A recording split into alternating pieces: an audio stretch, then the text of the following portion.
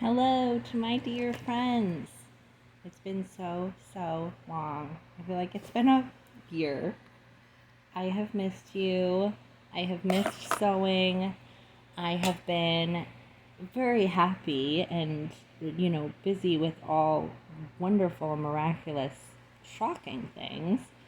But I have really missed this part of my life, and I am just really working on plans that would have me having more time for this. And I've also had a harder time keeping up with my daily walk, which is the most important mental health strategy I have had in my life. So I am really, like I said, working on plans to get that back on track, to have more sewing time.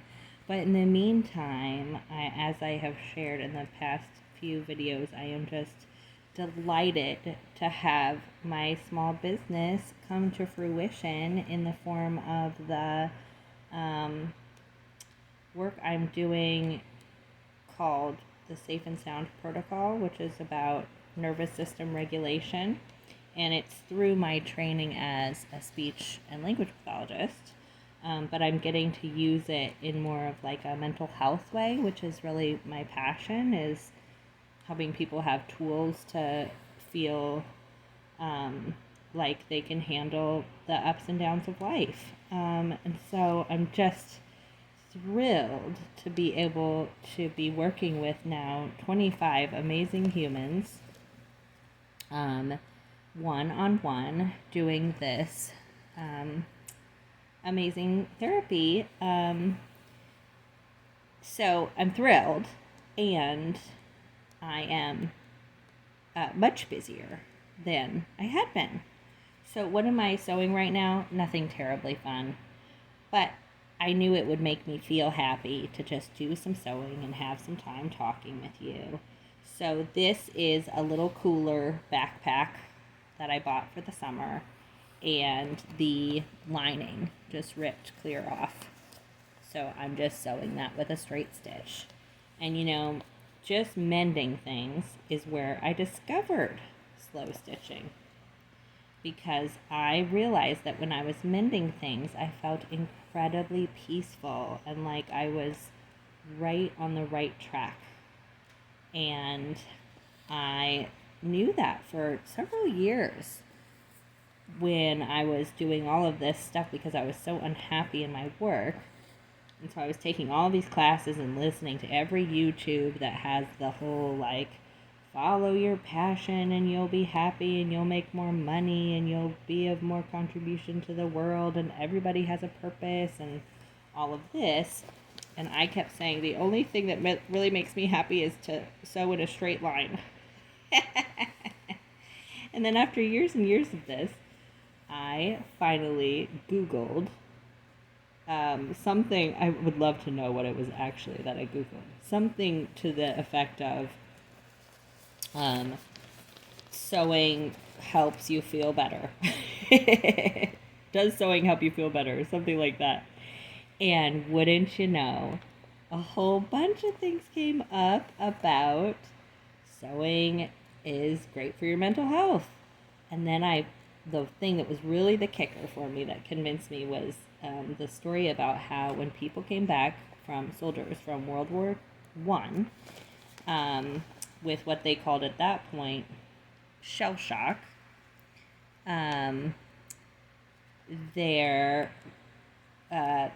they decided to, who knows why, but they decided to teach some of these soldiers some stitching, mending, and embroidery. And lo and behold, they found it was incredibly helpful. And occupational therapy was born out of that. Isn't that just wonderful? So that was really encouraging. And then I told my friend about it, and she set me up with this friend of hers who owns an Etsy shop, who said, yeah, that sounds like a wonderful idea. Because I told her, well, what if I sold like a little patch of fabric and a little needle and thread, and and sold it as a mental health stress reduction strategy. She said, I think that sounds awesome. You should do it. And then she did her own little research because she's very into Etsy. And lo and behold, wouldn't you know it, there was already people selling them called Slow Stitch Kits. And that's how I found out about Slow Stitch. Unbelievable. So, I started my Etsy shop, and I have only sold 3 kits. And I started this YouTube channel, and I've connected with so many of you lovelies as a result of that, which has been totally fun. And then I was trucking along with the YouTube channel and still wishing and hoping for work that would be more aligned with my values, and I started a coaching program because I thought this teacher was really neat, and I didn't think I wanted to be a coach, but I thought I could learn some things because her whole thing, her name's Martha Beck, and her whole thing is about following your true authenticity and not the culture. And I thought that was a very powerful message. And I will say, while I have met some amazing people through the coaching program, I wouldn't actually recommend it to people for a variety of reasons. But the main one being that they just haven't done the work around diversity and equity and inclusion that I think is, allows for people of all backgrounds to feel supported. So I wouldn't actually recommend the program. But what it has opened up for me is 2 years ago when I did this training for this nervous system thing initially, I was really into Byron Katie's The Work, which if you're not familiar with Byron Katie, I so recommend that you go. She has YouTubes and a podcast. You can go to thework.com, and she just really just, like, I don't even know what to call her, more than a teacher. Really one of those very enlightened beings that just really gets that, oops, I sewed down my, let's see if we can get it out. I sewed down this little zipper pull. There we go. Not too bad. She really gets that piece around how what actually is painful in life is our thinking, our perspective. So, for example, if somebody, let's say you're a little kid and somebody hits you on the playground, that one little hit is really not that painful, right? It might smart for a minute.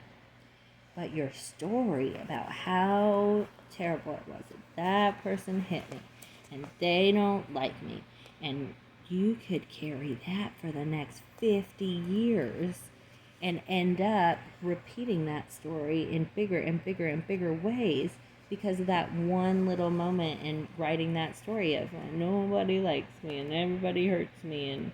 And it's not to say that there's not real trauma in life.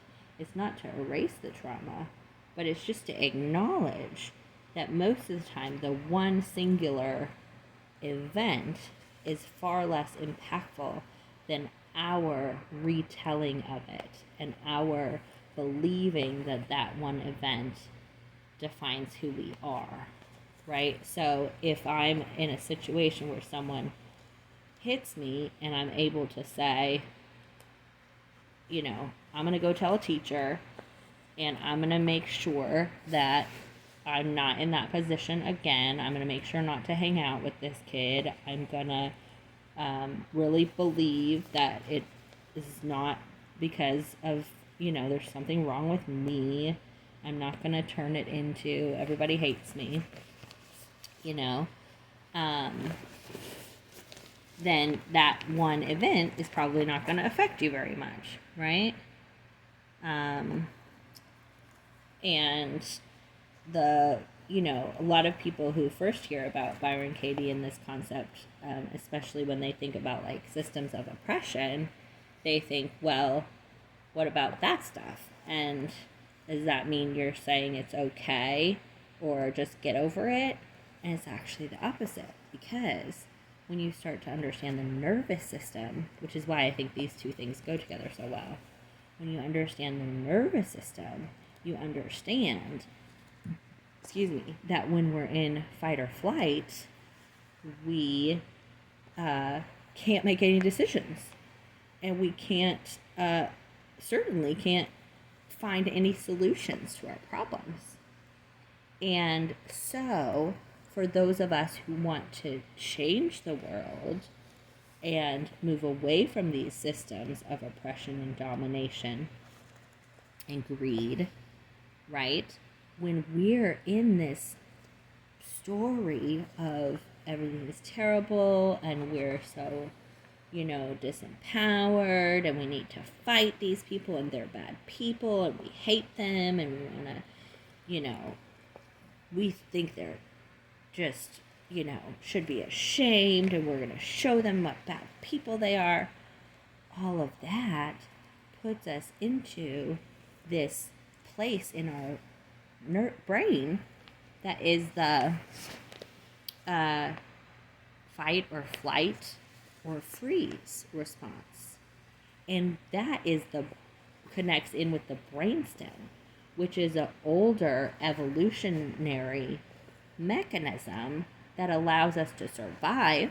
So it's very helpful and very important. But when we're in that older part, we cannot access the newer part, which is the front of the brain, the frontal lobe, where there's something called executive functioning. And executive functioning is the newer, like, mammal/human part of our brain that has evolved to allow us to solve problems, to work together as a community, to strategize, and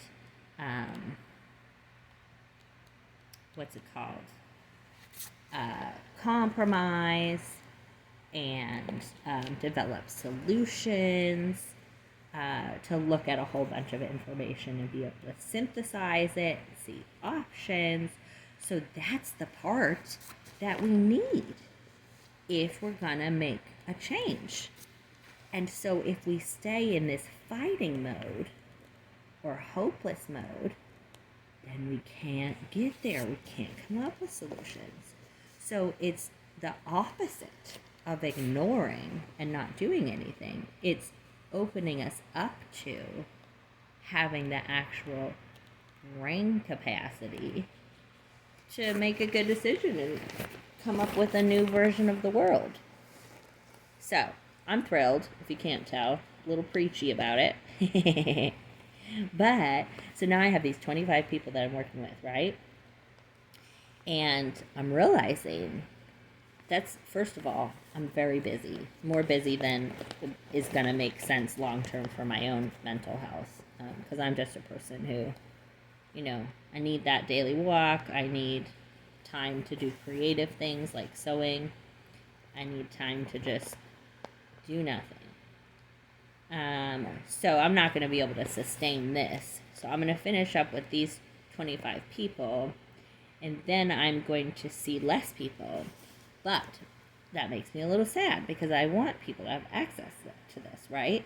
So I've decided I'm going to make a group program, because first of all, it's very expensive, which means not a lot of people can do it, So that's not great either. So I'm going to make this group program where people can do it in a group.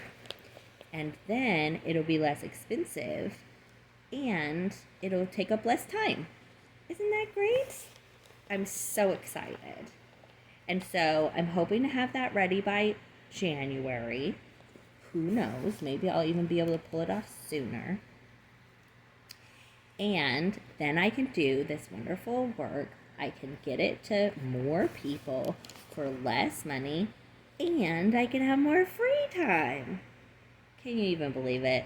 And I met this amazing woman who already knows this. She's already trained in this training. She very much has a similar mindset in terms of, she's really into not just individual healing, but individual healing with the intention of contributing to the collective in a positive way, because that's so important to me. I'm all for individual healing, but I really am not really one of these people who, I understand where they're coming from, but it's just not who I am. That is, wants to do the individual healing just for their own, so they can have more, go off on a vacation for the rest of their life. I really, that's fine. Everybody gets to do what they want to do. But I want to work with the intention of being able to contribute to communities full of people that have less internal conflict within themselves, less conflict within their families, and then less conflict within their communities, right?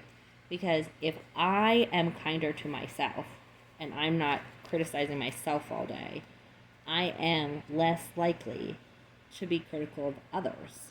Because when we criticize others, it's just to try to make ourselves feel safe. And if we're feeling safer, then we have less need to criticize others. And then if we... Now, what do you think I should do here? Do you think I need to connect this, or is this just going to rip, or is it going to hold? I think I should go over it once more, huh? Yeah, I think I should go back once more. So, yeah, so if I heal up my fearfulness, then I am less likely to put my fear onto others, which anger is just fear, right? It's a fear response. So then if I'm doing that less inside of my house, then we have more people out in the world who are, less full of fear and anger. And then if I'm doing it less at work and at the grocery store and in traffic, then we'll have people who are not just treating each other better, but who are going to be more generous in their, small scale interactions, but also more generous in their voting, right? And maybe we'll have people who are more generous as elected officials, right? And so on and so forth. So this is my plan of how I'm going to change the world. Just kidding. This is my plan of how I'm going to contribute, because I believe truly that each of us is playing a role in the whole world. There's this concept called fractals, which I love, and it's basically that everything is a small version or a bigger version of the same thing. So our cells in our bodies do the same thing that the planets do. They have orbits and all the patterns. There's only one pattern in the universe, and everything's following that one pattern. And so everything is just a smaller or a bigger version of the same thing. And when you look at that, how I treat myself then is the small version of how the entire world operates. And so if I can start to treat myself with more kindness and compassion, and then I can start to treat just the one or two people that I spend my most time with more compassion and kindness. Which, by the way, I just got the cutest hat from Walmart. Go see if it's still there. It's yellow, and it has a bee on it, and then underneath it says kind. Be kind. Oh my gosh, I could not get it. So yeah, it'll ripple effect, right? So I'm excited, friends. I really am. And I'm so grateful. I mean, I have been doing this, working in schools with speech pathology since 2009. How many years is that? 2009, and then 10, so 13 plus 1. Oh my gosh, 14 years. And I have always loved children and always loved the children I was working with. But those adults are stuck in a system that's really dysfunctional and not supportive. They don't have enough resources, and they're all tired and overwhelmed, and the kids are having a hard time. So schools can be a really hard place to work. And I just am extremely sensitive. And I would get into conflicts with the adults because I wanted them to be sweeter to the kids. And that did not make me very popular. So I knew it was not the right place for me for that whole 13 years. And I could not, it was like I had a blindfold on. I could not find my way out of those places. I couldn't figure it out. And I just feel like, I'll tell you, Jessa Reed, if you want to look her up, she is the reason. She was the person who helped me find my way out, because she put me on her podcast, and now all these people are interested. And I am so grateful for her. I can't even believe it. My whole future just changed. And I'm so happy. And I do give myself some credit, because I have been working my way through this and trying to find these options. And I did, it was a good decision to get this training, even though I couldn't figure out how to use it for 2 years. But if I hadn't have done that, then the thing with Jessa wouldn't have worked out. So I give myself credit. And I really have been sincerely trying to find my path here. And asking everybody and taking every class and reading every book. And, I don't know how many YouTube channels I've started and trainings I've taken. I've tried 10 different jobs. Did you know that I got licensed as an insurance person? I got trained as a financial coach. I got trained as someone called what was that called? Surplus funds. I spent $7 on $7. I wish I had been $7. $7,000 on that training. That was last year. That was a real sad one, because it did not work. Let me tell you, if you see a YouTube telling you that you can make bazillions of dollars doing surplus funds, then unclaimed funds, really hesitate, because boy, it is. I know there are some people who have made money off of it, but you have to call up strangers and ask them if they want you to help them to claim these funds that are through the state. And it's their money, but they just have to fill out a form to get it, and they really don't need someone to help them. And you're taking 10% of their money to help them, and so people felt like it was scammy, even though it is legal. But it's like, it's not a really hard form to fill out, so people can just fill out the form themselves and get their money, So, boy, did that not work. But they didn't clarify all of that before I started. It was all this mystery before I started, and then they get you in, and then I spent the $7,000. Oh, boy. So anyways, I have certainly tried. I have been trying, and I just can't believe it finally worked. Something finally worked. And it's the most thing that makes the most sense, It actually is something that I believe in and that I care about and that I, feel really good about. So, anyways, friends, I just love you all, and I hope that you remember today that you are so precious, and that no matter what you do or don't do, We are all just absolutely innocent. I love what Byron Katie says. If I were thinking and believing what you were thinking and believing, I would do the same thing, right? And we're all just a result of whatever we've been through. And, I had the most lovely conversation with this person on the street who was asking for support. And I was talking to him. I just said, "How's your day going?" And it was really hot. And he talked about how hot he was. And he was trying to decide, is it harder when it's hot or when it's winter and it's all snow and freezing? And we chit-chatted about that. And we talked about how he used to live in California and how I used to live in California. And that he had a hard time with his work there. And someday he wants to have a vegetable garden and he wants to bring people zucchinis in a basket. And what a soul, right? And we go around saying, "Oh, that's a sign that he's had a, bad life." And he's this sweetheart talking about growing zucchinis and bringing them to people.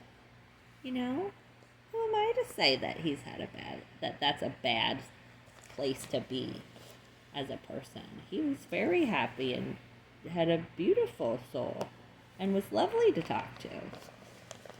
So I just think we gotta let go of the should, let go of the judgment, love people where they're at. If they're treating you poorly, then get out of their way, Find someone, or just, you might not even be able to find someone who treats you well. You treat you well, right?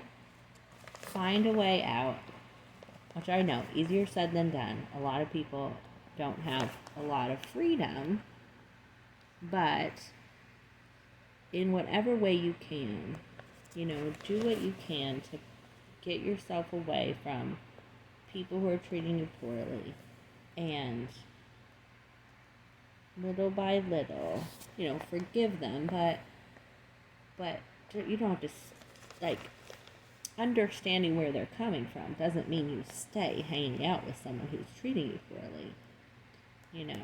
Say no thank you to them, but without all the judgment. That's the piece. Because the judgment is what makes us feel icky. When there's someone who I have a lot of ongoing icky with. And what I just want is to say, okay, you're doing what you're doing. It's like when a mosquito bites you, it's being a mosquito. Okay. That is how mosquitoes act. This is how some people are just not in a place to be kind, right? They're not in a place to be generous. And they're just being in their nature at that point. So I stopped driving myself nuts by saying, you should do this, you should do that, you shouldn't do this, you should be different, right? I say, okay, a mosquito is a mosquito. So what am I going to do? Am I going to wear bug spray? Am I going to wear a long sleeve shirt? Am I going to spend less time in really buggy places? Okay, that's much better experience for me. Makes me far less crazy than sitting around trying to convince a mosquito not to be a mosquito. It shouldn't bite me. That's baloney. All right, my friends. I think I've said enough. I sure do love you, and I'm looking forward to the next time that we get to chat. All right, you give yourself a big hug from me, okay?